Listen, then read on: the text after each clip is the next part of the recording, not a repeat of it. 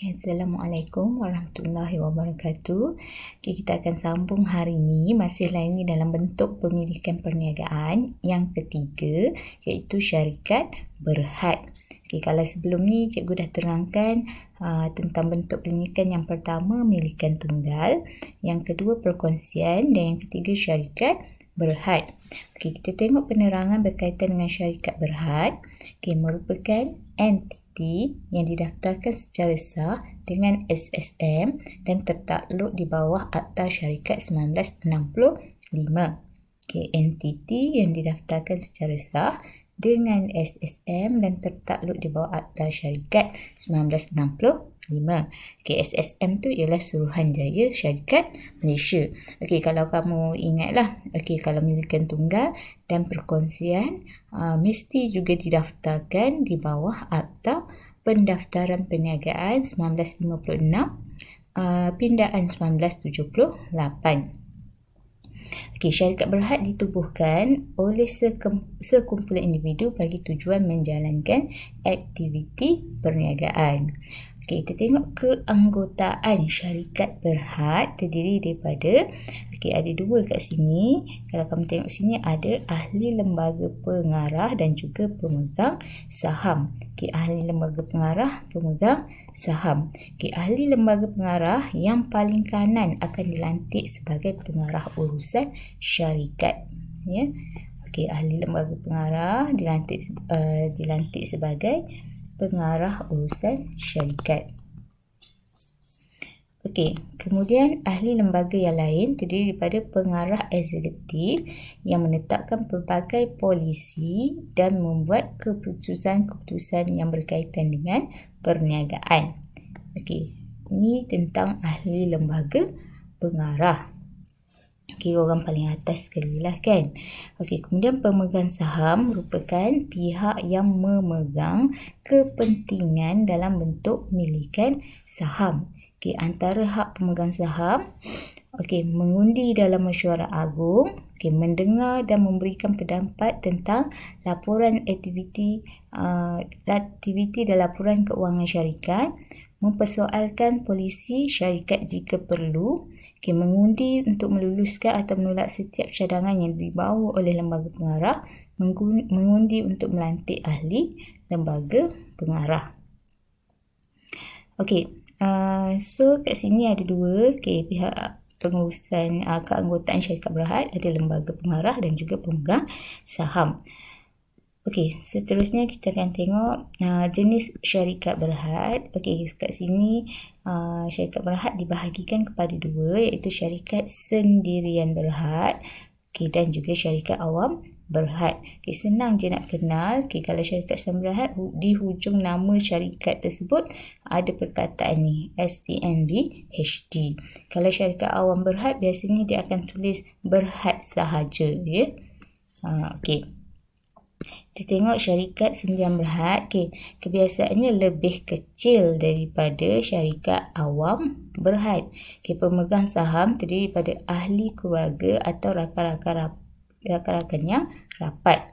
Syarikat sendirian berhad mesti memiliki sekurang-kurangnya 2 orang pemegang saham dalam syarikat.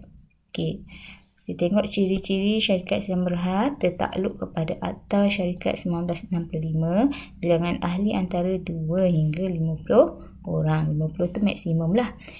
Saham syarikat tidak boleh diurus niagakan di Bursa Malaysia. Pindah milik saham hanya boleh dilakukan dengan kebenaran ahli lembaga pengarah. Lebih mudah mendapatkan modal yang besar untuk membiayai operasi syarikat. Modal tambahan juga dapat diperoleh dengan menerbitkan share. Pemegang saham menanggung liability terhad. Maksudnya menanggung apa-apa kalau kerugian setakat modal yang dilaburkan sahaja, tidak melibatkan harta peribadi. Sekiranya peniaga muflis memegang share hanya kehilangan modal share sahaja. Semua harta peribadi mereka tak akan digunakan untuk menyelesaikan hutang piutang syarikat. Pemegang saham terbesar syarikat berhak untuk mengawal setiap operasi syarikat.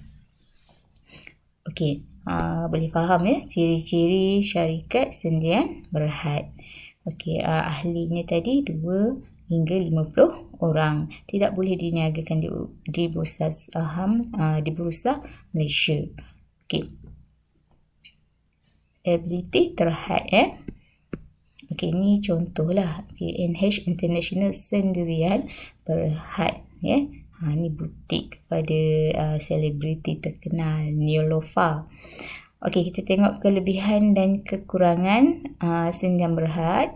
Okey, kelebihannya modal lebih besar. Okey, macam mana syarikat sendian berhad ni mengumpulkan modal melalui terbitan share, penjualan saham Okey, kemudian liability terhad. Okey, jika syarikat muflis, pemegang share hanya rugi setakat modal yang dilaburkan sahaja.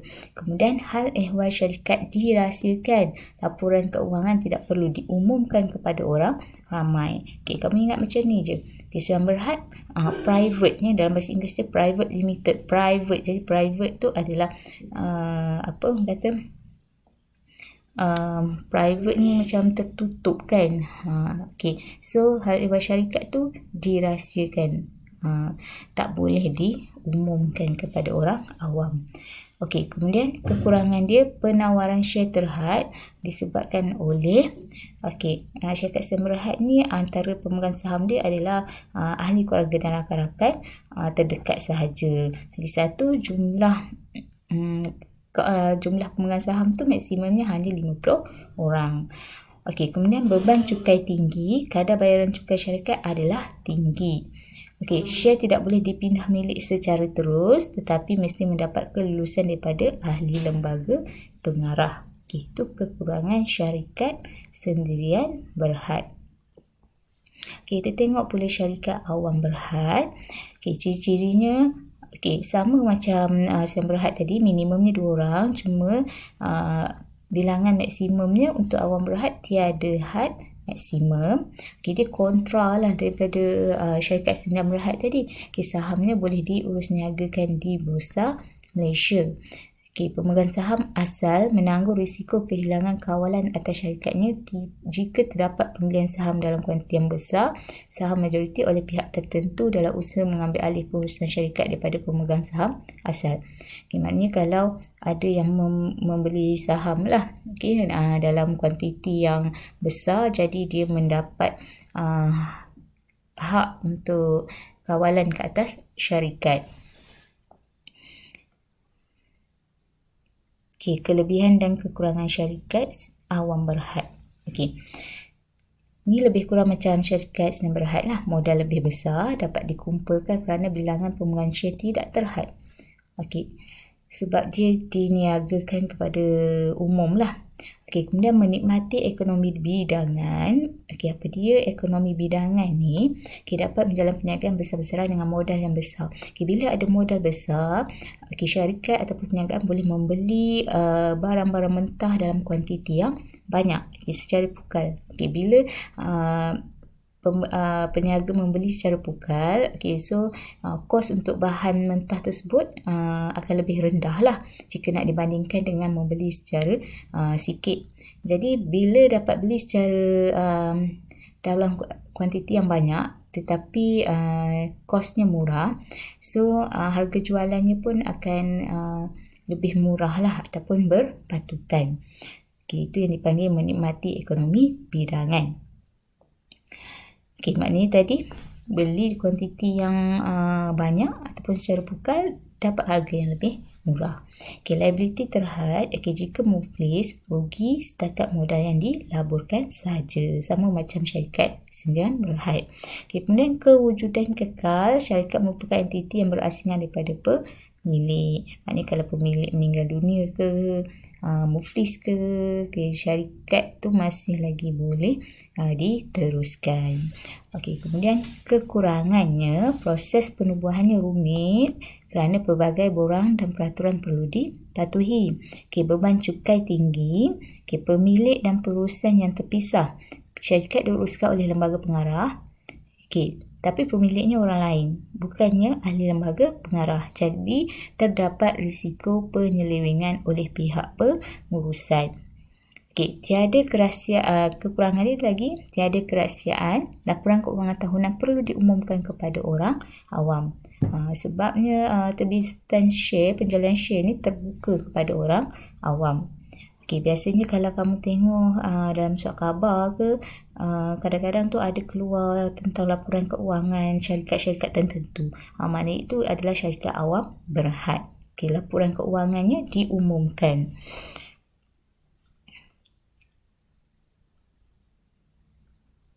Okey, kita stop setakat ni. Nanti next kelas kita akan sambung untuk bentuk pemilikan yang keempat, iaitu koperasi. Ya.